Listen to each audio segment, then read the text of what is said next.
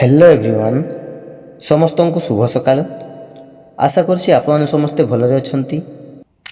तो आज रही आपन सोशल स्टडीज रु इम्पोर्टेंट प्रश्न सब जहाँकि आपंकर ओटीटी एग्जाम रे बहुत ही हेल्पफुल रहिबो। तो लर्नर्स जो मैंने चैनल प्रथम थर पर विजिट करछंती सेमाने चैनल को सब्सक्राइब करके बेल आइकन को प्रेस कर देबे। फल रे आगो को आस्तुवा प्रत्येक वीडियो नोटिफिकेशन सर्वप्रथमे आपन पाखु पहुँचो। आउ आपण माने प्रत्येकटी प्रश्नर आंसर कौन चूज करछंती ताहा कमेंट लिखिदेवे एवं शेष में आपंकर आउट ऑफ 10 केते मार्क रखुचंती ताहा मध्ये कमेंट लिखि जणाइबे। ठीक अच्छे, तो चलंतु आउ डेरी न करके क्लास टी को आरंभ करिया।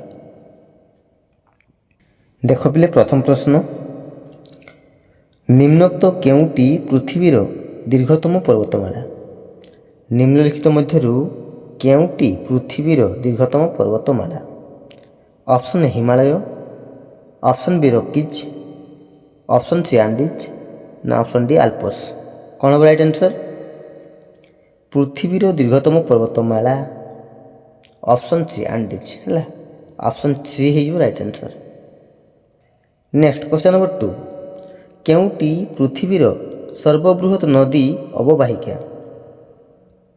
निम्नलिखित मध्यरु केउटी पृथ्वीर सर्वबृहत नदी अववाहिका? कौन हम राइट आंसर? गंगा नदी अववाहिका, नील नदी अववाहिका, मिसिसिपी नदी अववाहिका ना अमेजन नदी अववाहिका? कौन हम राइट आंसर? पृथ्वीर सर्वबृहत नदी अववाहिका अमेजन नदी अववाहिका है। Option D is right answer,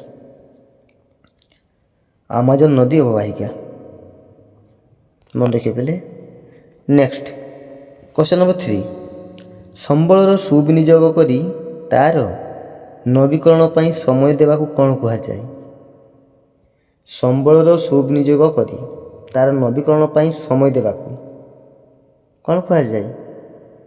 संबल संरक्षण, धरणीय विकास ना संबल परिचालना ना विकास परिचालना? कौन हम राइट आंसर?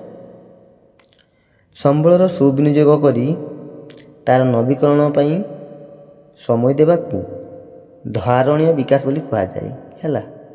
धारणीय विकास बोली कहुए, मन रखियो।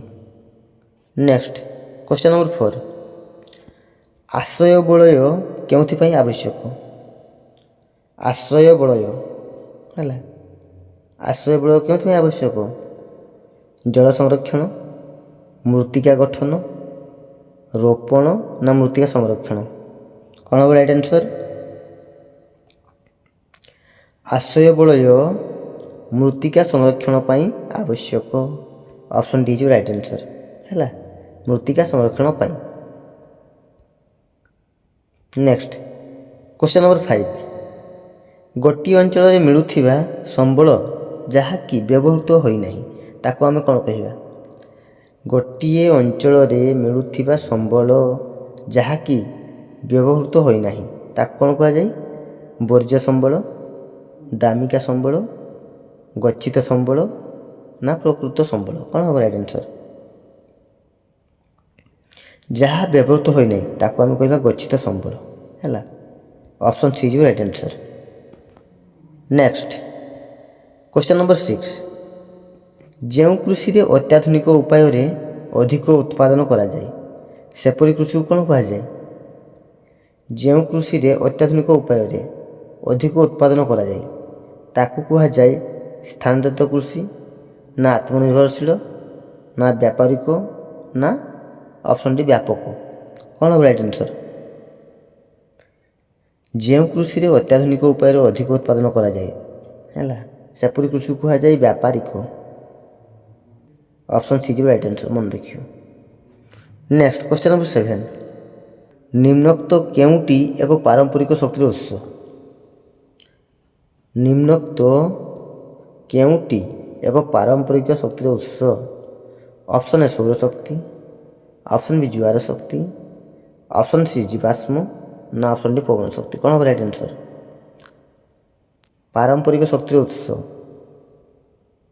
ऑप्शन सी जीवाश्म मंडल है। Option C is right answer, जीवाश्म मंडल ये हूँ कौन पिले ना एक पारंपरिक शक्तिर उत्स, मन देखिए। नेक्स्ट क्वेश्चन नंबर 8, ଆମେରିକାର ପୂର୍ବ ଉପକୂଳ ଏବଂ ଜାପାନକୁ ଘେରି ରହିଥିବା ସମୁଦ୍ରରେ ଅଧିକ ମତ୍ସ୍ୟ ଧାରଣ କେନ୍ଦ୍ର ଅଛି। ଆମେରିକାର ପୂର୍ବ ଉପକୂଳ ଏବଂ ଜାପାନକୁ ଘେରି ରହିଥିବା ସମୁଦ୍ରରେ ଅଧିକ ମତ୍ସ୍ୟ ଧାରଣ କେନ୍ଦ୍ର ଅଛି। କାରଣ କ'ଣ ପିଲେ? ସମୁଦ୍ର ତଟରେ ଉଷ୍ଣ ସ୍ରୋତ ପ୍ରବାହିତ। ଅପସନ୍ ବି ଉଷ୍ଣ ଓ ଶୀତଳ ସ୍ରୋତର ମିଳନ। ଅପସନ୍ ସି ସମୁଦ୍ର ତଟରେ ଶୀତଳ ସ୍ରୋତ ପ୍ରବାହିତ। ନା ଅପସନ୍ ଡି ସମୁଦ୍ର ତଟ ଦନ୍ତୁରିତ। କ'ଣ ହେବ ରାଇଟ୍ ଆନ୍ସର୍? ଅପସନ୍ ବି ଉଷ୍ଣ ଓ ଶୀତଳ ସ୍ରୋତର ମିଳନ ହେଲା। ଅପସନ୍ ବି ହେଇଯିବ ରାଇଟ୍ ଆନ୍ସର୍, ଉଷ୍ଣ ଓ ଶୀତଳ ସ୍ରୋତର ମିଳନ। ନେକ୍ସଟ କ୍ୱେଶ୍ଚନ୍ ନମ୍ବର 9, ଅହମ୍ମଦାବାଦ କାର୍ପାସ ବୟନଶିଳ୍ପର ଏକ ବୃହତ୍ କେନ୍ଦ୍ର। ଅହମ୍ମଦାବାଦ କାର୍ପାସ ବୟନଶିଳ୍ପର ଏକ ବୃହତ୍ କେନ୍ଦ୍ର। ତ ନିମ୍ନୋକ୍ତ କେଉଁ କାରଣଟି ଏଥି ନିମନ୍ତେ ଦାୟୀ? କ'ଣ ହେବ ରାଇଟ୍ ଆନ୍ସର୍? କେଉଁ କାରଣଟି ଏଥିପାଇଁ ଦାୟୀ? ଅପସନ୍ ଏ ଭାରତ ସରକାରଙ୍କର ଶିଳ୍ପ ନୀତି। ଅପସନ୍ ବି ଶସ୍ତା ଶ୍ରମିକମାନଙ୍କର ସୁଲଭତା। ଅପସନ୍ ସି କାର୍ପାସ ଉତ୍ପାଦନ କ୍ଷେତ୍ରରେ ନିକଟବର୍ତ୍ତୀ। ନା ଅପସନ୍ ଡି ତୁତକୋରିନ୍ ବନ୍ଦର ନିକଟରେ ଅବସ୍ଥିତ। କ'ଣ ହେବ ରାଇଟ୍ ଆନ୍ସର୍? କ୍ୱେଶ୍ଚନ୍ ନମ୍ବର 9ର ରାଇଟ୍ ଆନ୍ସର୍ କ'ଣ ହେବ ପିଲେ? କମେଣ୍ଟ କରିକି ଜଲ୍ଦି ଜଲ୍ଦି ଜଣାଉ।